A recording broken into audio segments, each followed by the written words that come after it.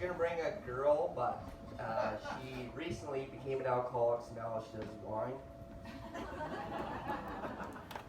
I'm trying to be a better person this year, because last year I was a fucking terrible person, but I've noticed there's a lot of plastic in the ocean, so I've been throwing mine exclusively in rivers. I see a lot of familiar faces in here. My first love's actually over there, alcohol. I'm trying to be a better driver. Even though I've been in a car accident, but I didn't feel it was my fault. But I have a few times looked up for my movie, and I'll be in a different lane than when I look down at it. The odd person will honk. I don't know why they honk though, because the number is right on the roof of the taxi, so they can just text me. But I never really cleaned my taxi. It's a little bit dusty back there, but the chicks seem to like it. One girl had an eighth of an orgasm right in the back seat. She sneezed. One girl sneezed 3 times in a row. I thought she was gonna finish. They gave me like an iPhone 12 when I got the job there, and they said if you break it or spill anything on it, you gotta pay for it. It's super expensive, so the first thing I did was drop it. And then it made a crazy noise, and I was like, oh man, I'm gonna have to pay for it. But thankfully, it was just an Amber Alert. It's not even that bad. I wrote that joke in the shower. That's where I write like most of my new material, but I haven't really wrote any new material in a while. I used to know a lot about anatomy, but I forgot most of it because I was dating a middle school teacher, but I was only like 12, so. She was pretty cool. She liked to 69, but she took the numbers a little too literal, so we just sucked each other's feet.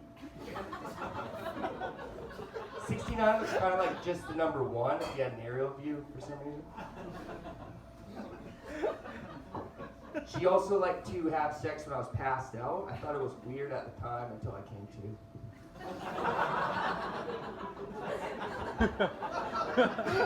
Yeah, that was cool.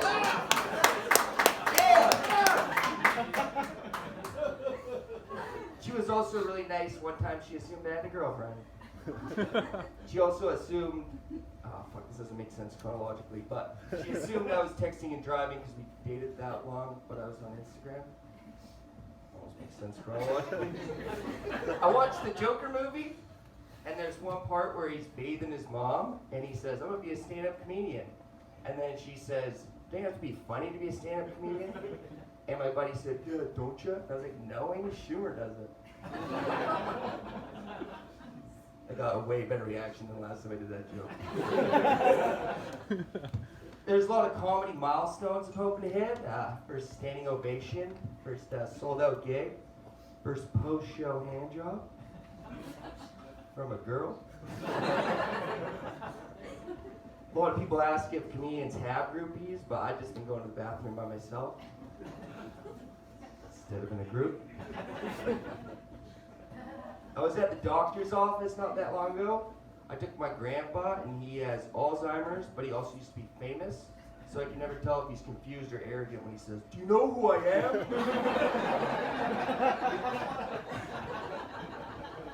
We were there, and I realized that, like, the older you get, the more levels of the doctor's office you unlock. Like, if you go there just to score a prescription for Adderall, you usually only make it a little way in. But then, like, even farther than that, there's like the 60-year-old guys. Like, the one guy, he had a hat on, but he also had a mullet. When he took his hat off, I realized he was thinning. So I said, hey, look, he's going out of business in the front, parties over in the back. Almost messed her up. And then, like, even farther than that, there's like the biohazard curtain where they do all the welding or whatever they do back then. I don't know what age you gotta be to unlock that level, but I gotta find a new Chinese food restaurant because the one I go to, I kind of burned my bridge. I went in there and I asked for 1 spring roll. And they said, oh, they only come in 3s. And I said, so do I, but I'll go bragging about it. Yeah, there you go. That's That's all I got. I can't remember if the flashlight means I'm done or what.